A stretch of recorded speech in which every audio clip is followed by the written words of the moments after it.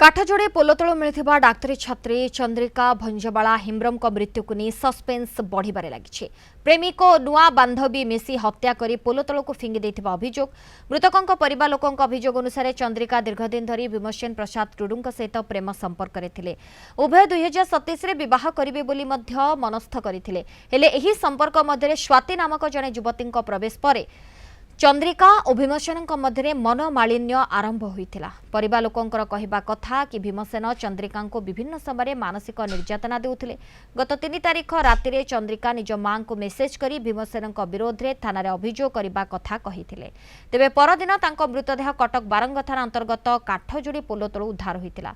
यापर चंद्रिका मां बापा और भाई अभियोग करिसेंती जे भीमसेन एवं स्वाति मिलित भाव में चंद्रिका को हत्या करी पोल तल को फिंगी देइछन्ते।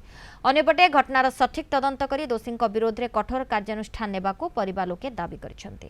वर्तमान बारंग पुलिस घटनार तदंत जारी रखिथिबा बेले तदंत पर यह हत्या ना आत्महत्या प्रकृत कारण सामना को आसिबो। एनी परिवार लोकंक सहित अधिक आलोचना करिसेंती उदला प्रतिनिधि मानस पाणी। बापा मांकर स्वप्न आ आशा थिला झियो डाक्तरी पढुतिला एवं डाक्तर हो बोली।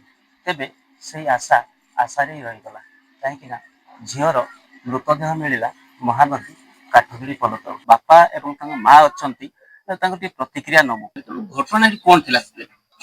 प्रथम तो मुझे दोषी दुई जन को दौची भीमसेन प्रसाद टुडू आ जने तार सेकेंड गर्लफ्रेंड माने थर्ड पर्सन स्वाति से दुई जन को मु दोषी दौची से माने प्री प्लान करिकी मो झियो को मारिकी ब्रिज तल पकई तांकर फास्ट देखा साक्षात आमर से झियो पुओ से माने क्लासमेट नवोदय पढ़ुले क्लास 6 पाखरु क्लास 6 रु 12 पर्यंत से सब देखा साक्षात से प्रेम संपर्क गढ़ी उठी से पास आउट पर मो झियो तो कोचिंग नौला से पिला स्टीवार्ड कॉलेज पढ़ुले ठीक ठाक ही सब चली पूर्व सब मैटर सब किंतु ये लास्ट जो 2 मास भितर लास्ट 2 मास भितर बहुत टर्चर कले। जो जनवरी पाखरु टर्चर स्टार्ट होते ही से स्वाति नामक झीटा जो लाइफ रे आसला से 2 जन मिसिकी मो झील को टर्चर कर। झियो केंती मेंटली स्ट्रांग थिला कि निश्चित भागरु केंती कोन मेंटली स्ट्रांग थिला?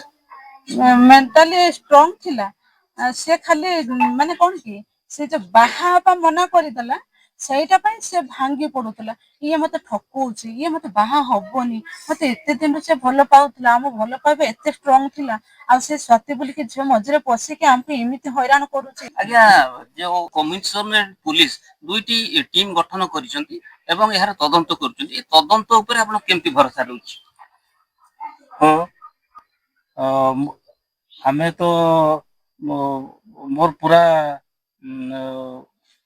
सीधा सड़क से भीमसेन प्रसाद टुडू आ सती एमाने संपूर्ण मो झीर मृत्यु पाई दायी आ मो झील भी से दिन जाइथिला भुवनेश्वर मु भावी निहाती सी एमाने ताकू कौन शारीरिक मानसिक निर्यातना देथिबे आ से विषय जो तदंत करूछंती थाना रे आमे केस दे तदंत करूछंती तदंत ठीक बाटरे ही जाऊ वर्तमान सुधा तदंत ही ठीक चली बोली मु विश्वास मो पाखरे रखिछि एवं मो झियर न्याय मो झियो को न्याय मिलो। चंद्रिकांकर जो मृत्यु सस्पेंस रो पर्दा केबे हटुची एवं कहा जो जो कार्यानुष्ठान केबे यदि दोषी साब्यस्त हे केबे कार्यानुष्ठान ग्रहण कराउची ता केवल अपेक्षा।